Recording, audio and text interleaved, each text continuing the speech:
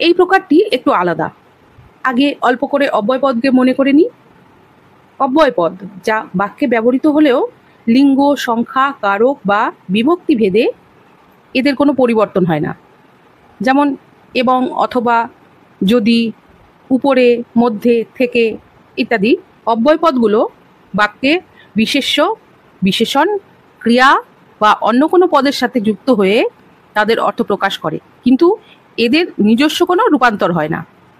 এখানে অব্যয়ের বিশেষণে পদটি অব্যয়পদকে বিশেষিত করে, অর্থাৎ যে পদ অব্যয়পদের গুণ, অবস্থা, সংখ্যা প্রকাশ করে তাকে অব্যয়ের বিশেষণ বলে।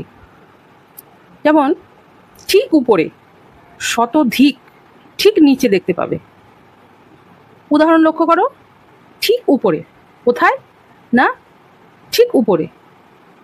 উপরে কিন্তু ঠিক সেটার ধরন বোঝাচ্ছে। শতধিক, এখানে ধিক মানে ধিক্কার, সেটা সংক্ষিপ্ত করে ধিক। শতধিক, কতধিক, শত মানে বিশেষণের সংখ্যাটা বোঝাচ্ছে। ঠিক নিচে, কোথায়, একদম নিচেই, ঠিক নিচে, অবস্থান বোঝাচ্ছে। এবার মনে রাখা টিপস, দেখে